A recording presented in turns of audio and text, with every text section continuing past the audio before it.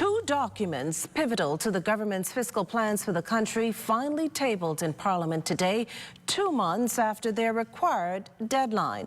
In defending the delay, the Prime Minister and Minister of Finance, though, insist that efforts to get the country's fiscal house in order are working. Fern Carey has the details. Prime Minister and Minister of Finance, the Honourable Philip Davis, telling House members in Parliament Wednesday that the fiscal plans implemented by his administration since coming to office are already reaping dividends for the country. His comments came as he tabled the 2022 Fiscal Strategy Report and the Medium-Term Debt Management Strategy Report in Parliament. The policy documents detail the government's strategies to restore the country's fiscal health in the months ahead.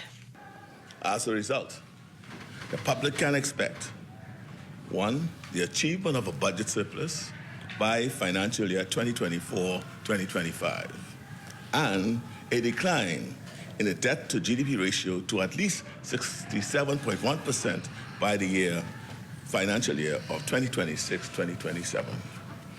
Madam Speaker, the comments that I make today about our nation's fiscal health echo those of reputable international financial institutions and economists who have performed advanced reviews of our draft documents. It is widely believed that the most recent FSR is the most comprehensive and clearly articulated strategy the country has ever produced. Prime Minister Davis said the government's targets include improvements in public revenue and a reduction in government expenditures. He also explained why the Fiscal Strategy Report was not tabled in Parliament on the date required by law, which is the third Wednesday in November of each year, prompting a response from Opposition Leader, the Honourable Michael Pintard. At this time, the Bahamas was in the middle of its Standards & Poor's biannual credit rating review. Tabling such a document would have interfered with the independent review process.